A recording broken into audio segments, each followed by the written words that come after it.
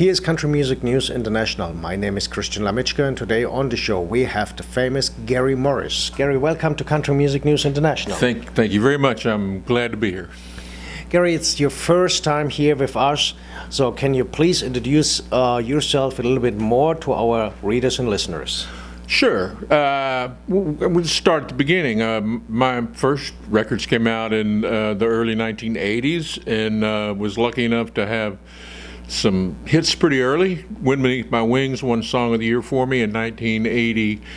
For the year 1983, I went from there to New York and did La Boheme with Linda Ronstadt, Public Theater, and then had a few number ones and some records, and then went back to New York and did Les Miserables in 1987, was the first American to play Valjean. And after that, I've just made records and tour. I'm touring still, playing performing arts centers and theaters.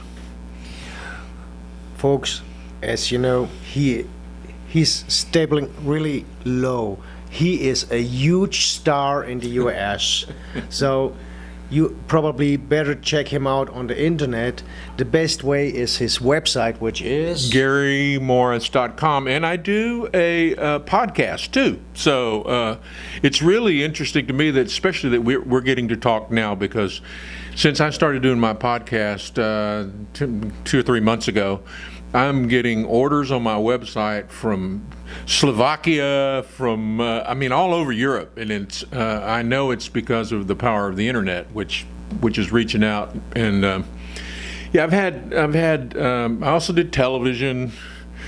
It's like and I have a publishing company, and we happen to publish I Love the Way You Love Me, which was Song of the Year 10 years after When was. So I've had a pretty nice streak, and right now I'm focused mainly on songwriting and going out and performing singer-songwriter stuff. I still do the hits, but it's a kind of a different stage of my career and my life. Most of the times I go solo, so you can have me over across the big ocean, and I can come with 3 guitars and entertain 500 folks in a theater. Just would love to do it.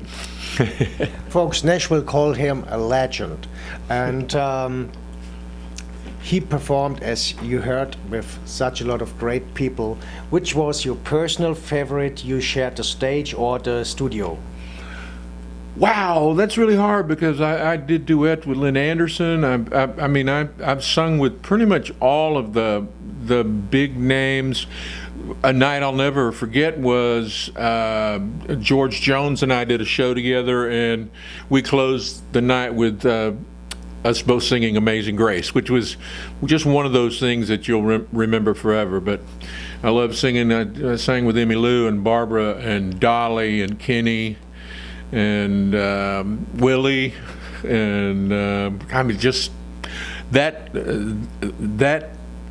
time span between 80 and 2000, pretty much I was on the road constantly. So, and they were all great. They were all fun to be around. It was really a fun time in the music business. It's kind of way different than it is now. Not that it's not fun, but it was a completely different business model back then. By the experience you made in the music business, which ideas you will give to someone else who wants to start now? Well, there's a lot. There's, like I said, it's a new day.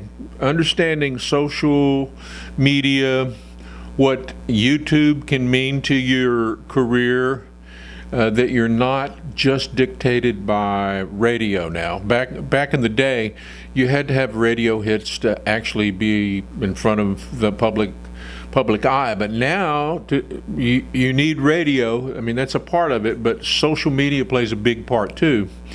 So understanding that, and the young people, a new person wanting to get into the music business that's a teenager is already really pretty competent with social media, and with me it's like learning Braille, for a guy with sight. So I depend heavily on people that are around me. Rory over here is a little young computer genius and does my website and also most anything that has to do with computers. That's where I go, and he's with PLA Media, and they take care of that. But young people today can take that, most of that or a lot of that, into their own hands, and there's an outlet for music that's global, and I'm glad to kind of be a new part of that, trying to work my way into international music too. We have to ask this question. You are not the youngest. You're a little bit over 20. Slightly. And what let you keep running? Why don't you say, well, I'm thinking about to retire? Retirement is just not the word in my vocabulary, and because now I'm not. It's not a matter of being driven to be famous. What it is for me is I still have stuff to share. I have thoughts to share because I've been all over the world, because I've been to Hungary and Slovakia and the Czech Republic and Japan and China. And I mean, because I've been all those places, and Russia several times, Estonia, I have seen the world differently than a lot of people in Nashville, a lot of people in Georgia, a lot of people in Texas. And I have different thoughts about what we ought to be sharing about, and we do it musically, and it shows up in my music. I had a friend tell me, asked me that very question, said, well, when are you going to retire? And I said, well, I probably will retire when I can't sing. I feel like I can't sing what I'm doing. And she said to me, she said, will you know when you can't sing? And I said, well, come to the show tonight. And about halfway through the show, she was sitting back there, and I called her by name. I says, what do you think? She says, keep singing. So I do recognize, and I've seen it in a lot of my peers, that at a certain point in time, your voice just is not there. So you're out, I guess, just trying to make money. That won't happen with me. If I can't go out there and sing Wind Beneath My Wings and mean it, and people hear it and go, God, boy, he still can do it. If that happens, I don't need the money. I'll go somewhere and just go hunting the rest of my life. I'm an avid outdoor guy, so hunting and fishing. By the way, is there any idea to make one last big world tour? Yeah, I can't say that the next one will be the last one. It's like, you don't want to go like the Stones, like that's the last show, and they always come back. But no, I don't. I'm not going to do a farewell tour. The farewell will come when they read the obituary, probably. Although now I can pick and choose where I go and play, and I've always.